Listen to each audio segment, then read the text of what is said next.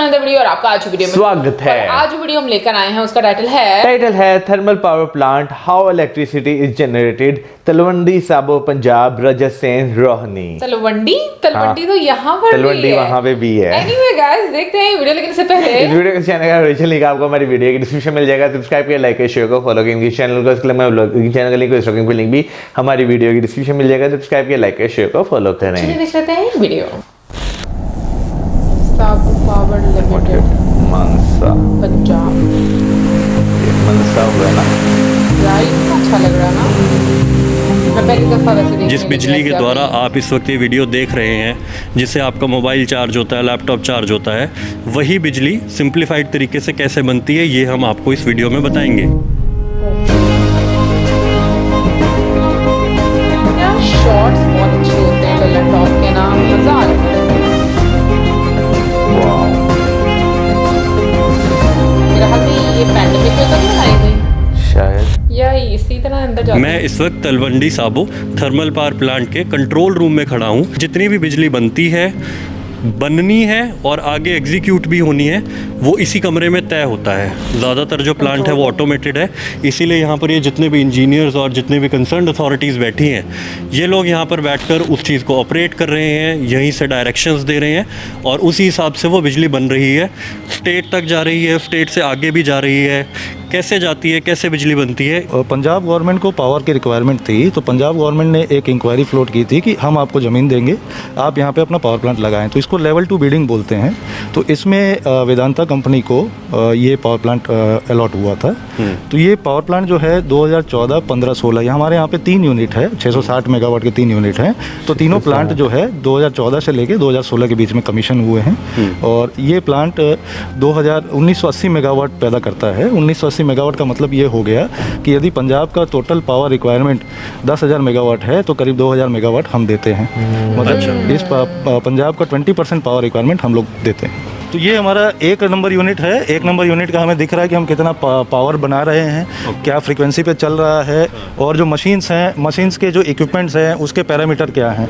ये जो बड़ी स्क्रीन है, ये बड़ी स्क्रीन पे बड़े डिटेल्स मिलते हैं जो मोटा मोटी डिटेल्स देते हैं। ये जो छोटे सिस्टम्स हैं इस प्लांट को ऑपरेट कर रहे हैं। इसके पीछे में पूरा DCS नेटवर्क है। ये डिजिटली ऑपरेटेड पावर प्लांट है और जो ऑटोमेटिक चलता है। और ये इसका सिस्टम ये कंट्रोल रूम यहाँ से चल रहा है।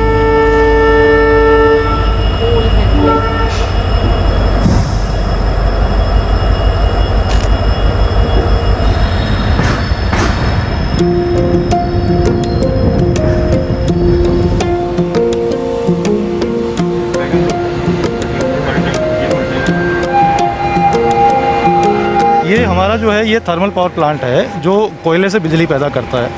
हमारा कोयले का टाई अप है महानदी कोल फील्ड्स के साथ में, जो कि कोल इंडिया लिमिटेड का एक आर्म है। हमारी जो साल भर की टोटल कोल की जो खरीदी है वो है 7.7 मिलियन टन्स। इसके हिसाब से आप देखेंगे, जो ये गाड़ी देख रहे हैं आप, वैगन, ऐसे हमारे यहाँ पे 8 से 10 गाड़ियाँ रोज़ आती हैं। अच्छा। और ये आगे जाके वैगन टिपलर प्रोसेस है, जहाँ पे एक एक वैगन को पलटी करके कोयले को आगे प्लांट में भेजा जाता है। प्रॉपर यहाँ तक वो पटरियाँ भी हैं। देखे ना, ये अच्छा है ना, इसमें टाइम की बचत। सर जैसे आपने बताया कि 8-10 गाड़ियाँ आती है रोज आती है। ये कितने डब्बे होते होंगे उस गाड़ी? एक गाड़ी में 55 डब्बे रहते हैं। अच्छा। एक गाड़ी में 55 वैगन रहते हैं जनरली। आप मोटा मोटी मान के चलिए कि 500 डब्बे, ये जो आपको एक डब्बा अभी फ़िलहाल दिख रहा है, ऐसे 500 डब्बे रोज़ यहाँ पर आते हैं, कोयला लोड होकर आ रहा है, जिससे आगे बिजली जनरेट हो रही है। ये एक प्री वेटिंग प्रोसेस है, जिससे कोयला थोड़ा गीला हो जाए, उड़े नहीं, डस्ट नहीं उड़े, तो डस्ट सेपरेशन का काम करता है। वो कोयला बेल्ट के थ्रू यहाँ जो हमारा कोल स्टॉक यार्ड है यहाँ पे आता है। हमारे 4 यार्ड है बगल बगल में। ये हमारा 1 महीने का स्टॉक है, जो ये हम लोग यहाँ पे स्टॉकिंग करते हैं। उसके बाद में जैसे जैसे प्लांट में रिक्वायरमेंट रहता है, यहाँ पे हमारे पास में स्टेकर रिक्लेमर रहते हैं, जो इस कोयले को फिर आगे बेल्ट पे डाल के अंदर बॉयलर तक पहुँचाते हैं। अच्छा सर, ये पूरी कन्वेयर बेल्ट लगी हुई है जिसके थ्रू? एग्जैक्टली। अच्छा, तो वहाँ से आता है और ये सारा ऑटोमेटिक ही है, ये बेल्ट के थ्रू? ये पूरा ऑटोमेटिक है, ये कंट्रोल रूम से ऑपरेट होता है। कंट्रोल रूम से ऑपरेट हो रहा है। अच्छा सर, ये अब जैसे इतना सारा कोयला यहाँ पर पड़ा है, तो इसकी वजह से तो धूल मिट्टी खूब रहती होगी? नहीं, ये कोयला जो है ये डस्ट सेपरेशन के थ्रू आता है। अच्छा, और इसके ऊपर डस्ट सेपरेशन लगता रहता है। ये डस्ट सेपरेशन के लिए लगे हुए हैं इस पे। अच्छा, ये आप जो वाटर मॉनिटर्स देख रहे हैं, ये डस्ट सेपरेशन के लिए लगे हुए हैं। मतलब डस्ट सेपरेशन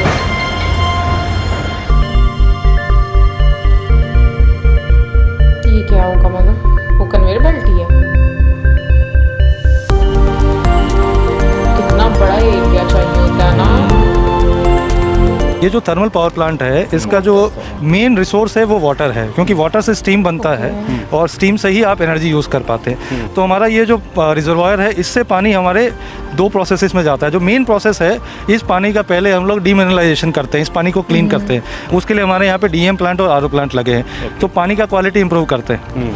ये पानी फिर हमारे बॉयलर्स में जाता है, जहाँ पे कोल आता है एज ए फ्यूल। कोल जलने के बाद जो एनर्जी पैदा होती है वो इस पानी को स्टीम में कन्वर्ट करती है। और स्टीम जो है, क्योंकि स्टीम एक फ्लूइड है, वाटर की कंपैरिजन में गैसियस फ्लूइड है, तो उसमें एनर्जी स्टोर बहुत ज़्यादा होती है, बहुत ज़्यादा एनर्जी रहती है और प्रेशर भी बहुत रहता है। ये स्टीम फाइनली टरबाइन में जाता है। जैसे अपने पानी के टरबाइन होते हैं वैसे ये स्टीम के टरबाइन होते हैं। स्टीम के टरबाइन में बहुत सारे ब्लेड्स होते हैं। ये स्टीम उन ब्लेड्स पे हिट करके इस टरबाइन को घुमाता है। ये टरबाइन जब अपनी आरपीएम ले लेता है, स्पीड ले लेता है, तो ये जो टरबाइन की जो एनर्जी है वो एक जनरेटर से कनेक्टेड रहती है। जैसे अपने पास डायनामो होते हैं या छोटे, तो वैसे एक बड़ा जनरेटर रहता है। वो जनरेटर, उसके अंदर मैग्नेटिक फील्ड जब कटता है इस टरबाइन की वजह से, तो इलेक्ट्रिसिटी प्रोड्यूस होती है। वो इलेक्ट्रिसिटी जो है वो कम वोल्टेज पे प्रोड्यूस होती है।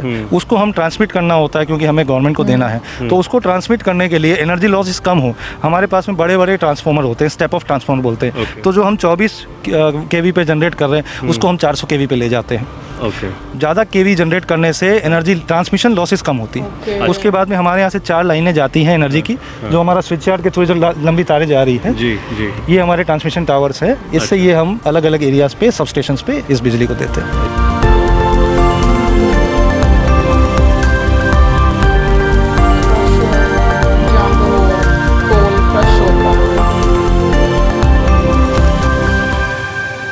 हम जो कोयला वहाँ स्टॉक किया, उस कोल को वहाँ से कन्वेयर के थ्रू लेके आए। तो ये जो ग्रीन कलर के, लाइट ग्रीन कलर के जो स्ट्रक्चर्स है, ये बंकर्स है।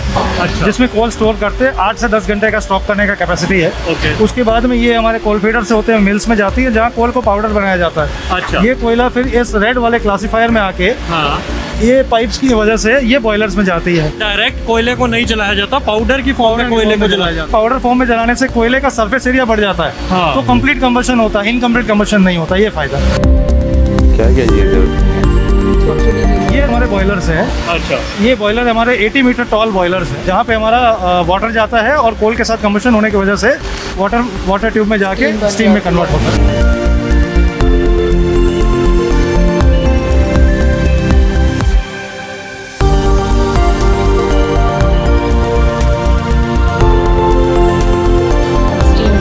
सर, ये जो आप देख रहे हैं ये स्टीम की पाइपलाइन है।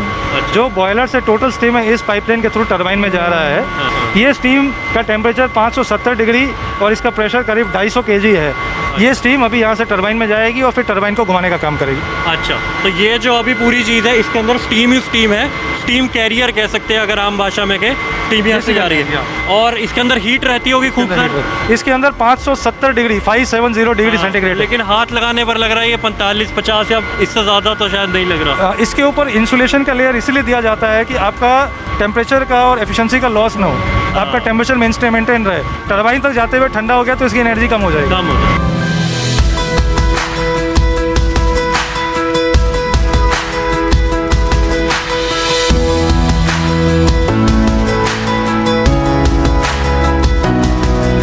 हम टॉप मोस्ट फ्लोर पर खड़े हैं और ये जो आप देख रहे हैं बिल्कुल सामने, जो ऊपर से टांगा गया है, हैंग किया गया है, ये बॉयलर ही है जो हमने आपको नीचे 4th फ्लोर पर दिखाया था कि बॉयलर है। वहाँ पर कैसे जो स्टीम बनाई जा रही है, कोयला, गर्म कोयला जब पानी की ट्यूब्स पर पड़ रहा है, स्टीम जनरेट हो रही है, वो इसी बॉयलर में हो रही है। इसको ऊपर से ही हैंग किया गया है, नीचे इसका बेस नहीं है। ऐसा क्यों है, हम यहाँ पर सर से जानते हैं। ये बॉयलर जो है इसमें स्टीम कन्वर्ट होता है, पानी से स्टीम बनता है, काफ़ी हीट इसमें प्रोड्यूस होती है। तो ये बॉयलर ऊपर से इसलिए लटकाया जाता है कि जब बॉयलर में हीट कन्वर्जन होता है या हीट पैदा होता है तो ये बॉयलर एक्सपांड करता है। ये बॉयलर की जितनी हम दीवारें देख रहे हैं, चारों दीवार बेसिकली वाटर वाल है, जिसके अंदर में ट्यूब्स है, वो ट्यूब्स में से स्टीम जा रहा है। तो ये बॉयलर का एक्सपांशन ऊपर से नीचे की तरफ होता है, इसलिए इस बॉयलर को लटकाया जाता है, इसलिए इसकी हाइट भी ज़्यादा होती है। अच्छा, तो हम मोटा मोटी ये मान लें कि जो दीवार हमें दिख रही है ट्यूब्स की ही दीवार है। ये ट्यूब्स की दीवार है जिसके अंदर में स्टीम जा रहा है। अच्छा, तो यहाँ पर वो पूरा प्रोसेस जो है, इसके बाद क्या होता है सर यहाँ पर, जब वो पूरी स्टीम जनरेट हो गई है, स्टीम जनरेट होने से वो किस तरफ को जा रही है? वो हम नीचे एक पाइप तो देख ली, लेकिन वो जो घूमने वाली मशीन है वो कहाँ लगी हुई है? एक्चुअली बॉयलर में स्टीम बनने के बाद में अंदर में एक सुपर हीटर कॉइल होती है जिसमें उसका टेम्परेचर बढ़ाया जाता है। अच्छा। उसका टेम्परेचर 570 डिग्री ले जाया जाता है। उसके बाद पाइप के थ्रू ये स्टीम को ट्रांसपोर्ट किया जाता है टरबाइन में। हम नीचे जाएंगे और टरबाइन फ्लोर पे जाके टरबाइन देखेंगे, जिस टरबाइन में ये टरबाइन को घुमाता है और फिर जनरेटर में इलेक्ट्रिक इम्पल्स से करंट पैदा करता है। मेरी एक और रुचि इस चीज़ में है कि हम ये जो सामने देख रहे हैं, कोई भी प्लांट देखते हैं, ये ज़रूर उसकी पहचान होती है, बिजली बन रही है वहाँ पर तो ज़रूरी होता है। मुझे इसके बारे में थोड़ा बताइए, ये क्या है?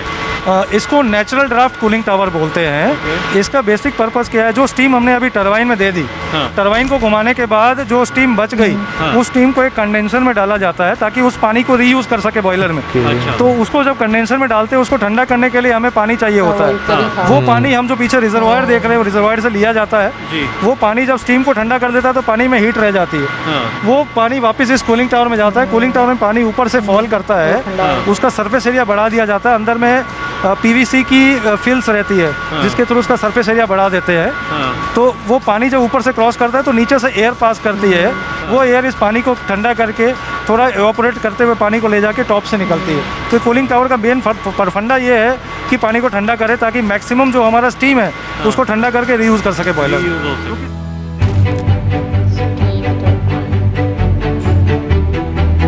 बड़े बड़े टरबाइन होते हैं। ये हमारे टरबाइन्स हैं।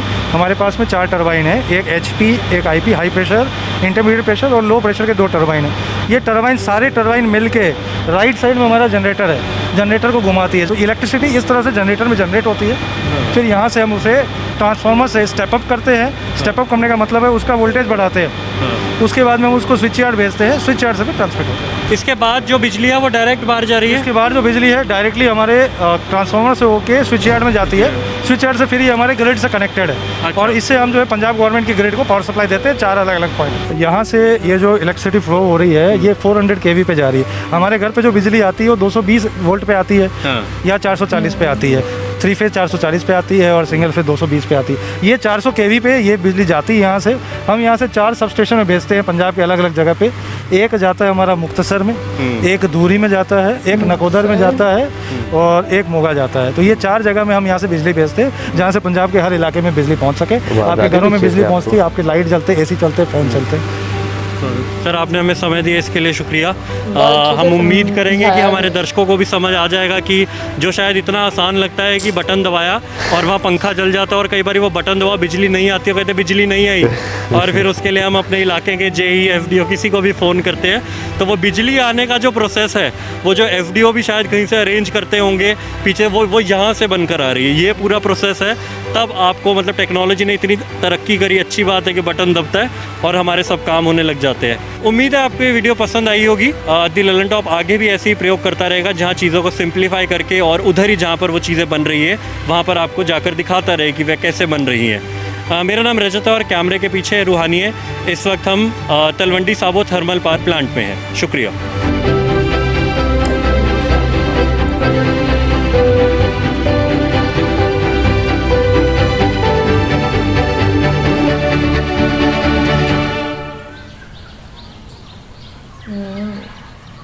भाई बिजली जो है हमारी ज़िंदगी का एक बहुत इंपॉर्टेंट पार्ट है। ख़ासतौर पर शहरों की बात करें तो मेरा ख्याल है शहरों में अगर बिजली ना हो तो आपको अपनी ज़िंदगी काफ़ी ज़्यादा बेरौनकी लगती है। लेकिन हाँ, कभी हमने जो है ना ये चीज़ नहीं सोची कि भाई बिजली जो है उसका प्रोसेस क्या होता है, किस तरह बनती है। हमें तो बस यही वजह होती है कि भाई बटन दबाओ बिजली आ गई, लेकिन जो है पीछे इसकी कितनी मेहनत होती है, कितना कुछ जो है बनाया जाता है, यानी इंफ्रास्ट्रक्चर कितना इसके लिए बनाया जाता है, वो वाकई जो है ना एक इंजीनियरिंग मार्वल से कम नहीं है। मैं तो ये कहूँगी पाकिस्तानियों को इसकी इम्पोर्टेंस नहीं पता होगी तो किसको पता होगी, जिनको रोज ये प्रॉब्लम जो है फेस करनी पड़ती है। लेकिन मुझे वीडियोस देखने का सबसे ज़्यादा मज़ा ये आता है कि बहुत सारी चीज़ें जो हम लोगों ने अपने ऐसे टाइम में, स्कूल टाइम में या हम लोगों ने अपने कॉलेज टाइम में नहीं पढ़ी और सीखी। पढ़ी तो डेफिनेटली कहीं ना कहीं पर शायद हो, लेकिन ये कि इतने तवज्जो से नहीं पढ़ी, सीखी नहीं है। वो जब हम लोग अब बैठ कर देखते हैं ना, तो सच में डायग्राम में जितना वो इजी प्रोसेस लग रहा होता है ना, जब उसको एग्जीक्यूट करना होता है तो जितना टाइम उसमें खर्च होता है, तो वो एक डिफरेंट दोनों प्रोसेस है, क्योंकि चीज़ें बनाने में, समझने में और उसको एग्जीक्यूट करना, मुझे लगता है दोनों बहुत ही डिफरेंट रहती हैं। बाकी जिस तरीके से थर्मल पावर स्टार्टिंग से लेकर एंड तक उन्होंने बताया, एक एक चीज़ एक्सप्लेन की, मतलब ऐसे लग रहा था कि हाँ आपको हर चीज़ जो है ना बहुत अच्छे से समझ आ रही है। मुझे तो बिल्कुल ऐसे लग रहा होता है जैसे मैं कभी कोई रेसिपी भी देख रही होती हूँ ना, तो बहुत अच्छी लग रही है, बहुत आसानी से बनाने पर आती है ना, ओ माय गॉड बहुत डिफिकल्ट है। तो हर प्रोसेस जो है उसके लिए बहुत ज़्यादा एक्सपीरियंस चाहिए होता है, बहुत ज़्यादा आपको एक टीम वर्क चाहिए होता है, फिर जाकर आपकी चीज़ें जो हैं वो अच्छी होती है। यार मैंने जो है ना फर्स्ट टाइम जो थर्मल पावर प्लांट है, क्योंकि पाकिस्तान में भी है, तो मैं अब्बू के साथ वैसे ही घूमने फिरने गया था मुल्तान। तो साहिवाल से जब ट्रेन निकलती है तो थोड़ा सा आगे जाकर आपको जो है एक थर्मल पावर प्लांट जो है दूर से देखकर जो है ना नजर आता है। तो वहाँ पे भी आपको जो है इसी तरह एक बड़ा सा इंफ्रास्ट्रक्चर और साथ में जो है आपको जैसे भी कूलिंग टावर, हाँ कूलिंग टावर, वो जो है आपको दूर से ही जो है ना ट्रेन से दिखाई देते हैं। उस टाइम पर पता था इसको कूलिंग टावर बोलते हैं? नहीं, मुझे लिटरली नहीं था पता। मुझे लगता था शायद ये जो इस तरह के टावर बनाए जाते हैं बिजली शायद इन्हीं की मदद से जो है बनाई जाती है। तो मुझे बिल्कुल भी आइडिया नहीं था। ये आज हमने पूरा प्रोसेस देखा है तो पता चला है। वैसे देखें कि इस यानी कि अगर आप कोल से भी बिजली बना रहे हैं तो वो भी कितना मुश्किल है, क्योंकि अगर देखा जाए तो भाई सबसे पहले तो वो वाली माइंस जहाँ पर कोल जो है उसकी प्रोडक्शन होती है वहाँ से जो है लोड होगा, फिर लोड होकर ट्रेन्स में जो है आपकी जहाँ पर पावर जनरेशन हो रही है वहाँ पर कोल लाया जाएगा, फिर उसे डस्ट ना उड़े उसके लिए एक प्रोसेस अलग से, फिर उसके बाद कोल को जो है क्रश किया जाएगा। ये भी मुझे फर्स्ट टाइम पता चला कि भाई कोल को जो है क्रश किया जाता है। मुझे यही था शायद ऐसे ही डाल देते होंगे जैसे हम स्टीम ट्रेन्स में देखते हैं, स्टीम जो ट्रेन होते हैं वो यूं करते हैं और यूं डाल देते हैं उसमें। तो मुझे लगता है शायद उसी तरह होता है। फिर उसके बाद पानी का इस्तेमाल कितना ज़्यादा है, फिर उसके बाद जो पानी से भाप बनती है, टरबाइन घूमती, जनरेटर, फिर उसके बाद बिजली बनती है। लेकिन बीच में एक और प्रोसेस जो मुझे आज पता चला कि भाई जो भाप बच जाती है उसे दोबारा से पानी बनाया जाता है ताकि रीयूज किया जा सके। हाँ, मतलब पानी को कूल डाउन किया जाता है, फिर उसके बाद दोबारा से इसको यूटिलाइज किया जाता है। अच्छी बात है, बट मुझे ना अंदर का सिस्टम बहुत अच्छा लगा है। लाइक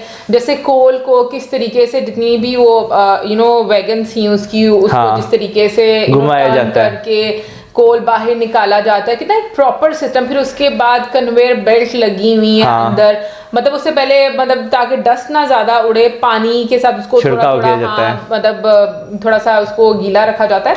सो मुझे लगता है कि ये जो एक सिस्टम है ना वो बहुत इंटरेस्टिंग है। फिर डिफरेंट जो पाइपलाइंस दिखाई बीच में, और हालांकि देखने में ऐसे लग रहा था कि सेटअप जो है लाइक आपको जो कूलिंग टावर थे वो बहुत बड़ा लग रहा था, लेकिन जहां पर ये जो पूरी पाइपलाइन थी मतलब 11th फ्लोर तक वो गए, तो काफी वो एक बड़ा हम कहेंगे कि सेटअप है, स्ट्रक्चर है जो कि देखने को मिलता है और जो ये पूरी चीजें जो है वो करता है। भाई वो उन्होंने जो बॉइलिंग वाला था, ठीक है ना, उसका बताया था 80 मीटर यानी कि 240 फुट जो है मैक्सिमम जो है वो है। और अगर हम नॉर्मली देखें तो हमारे घर की जो है एक दीवार जो है वो 10 फुट की है, तो आप ये देखेंगे 10 फुट और 240 फुट बहुत ज्यादा बनती है हाइट। वो लग भी रहा था कि बहुत ज्यादा हाइट पर है, लेकिन वो देखो ना जिसमें जो स्टीम जा रही थी उसका बाहर का टेम्परेचर 40-45 तक और अंदर का टेम्परेचर कितना डिफरेंट। तो ये सारी वही चीजें हैं जो टेक्नोलॉजी से इंसान ने मैं कहूँगी कि आसानियां बनाई हैं, बट अनडाउटेडली मैं कहूँगी कि बहुत ही इंटरेस्टिंग वीडियो थी। बहुत मजा आया हर सेक्शन को देख करके, क्या क्या हर जगह पर होता है।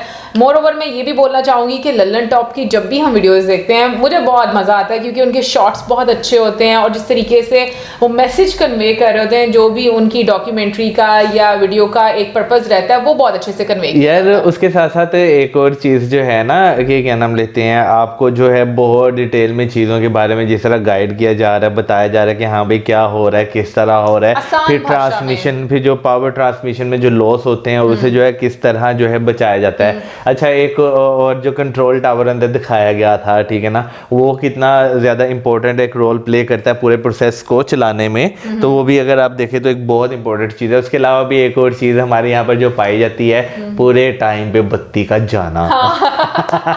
बहुत पंक्चुअल है यहाँ पर। तो हम खुद कहते हैं कि पाकिस्तान में कोई अदारा है ना पंक्चुअल है, वो वापडा है। उसके अलावा कोई अदारा टाइम से काम नहीं करता। पूरे टाइम पे लाइट जाएगी, पूरे 2-3 मिनट लेट जो मैं है। यही कहने लगी हाँ, थी टाइम पर जाएगी जरूर पर टाइम पर आएगी नहीं टाइम भी आती ना 2-3 नहीं, यानी 2-3 मिनट लेट यानी कि आती है। 2-3 मिनट हर बार, यानी कि अगर आप देखें 2-3 मिनट लेट आती है, तो इसका क्या मतलब है कि वो पंचुअल है अपने काम में। मान लिया भाई पंक्चुअल है। कि टाइम से नहीं भेजना, भेजनी जो है वो 2-3 मिनट लेट भेजनी, तो ये भी पंचुअल है। एनीवे गाइस, आप जरूर बताइएगा कि आपको कैसा लगा आज का वीडियो, और क्या आपने इससे पहले कोई थर्मल पावर प्लांट देखा था, जरूर बताइएगा हम लोगों को कमेंट सेक्शन में। और इसी के साथ मैं like, subscribe, share, good bye.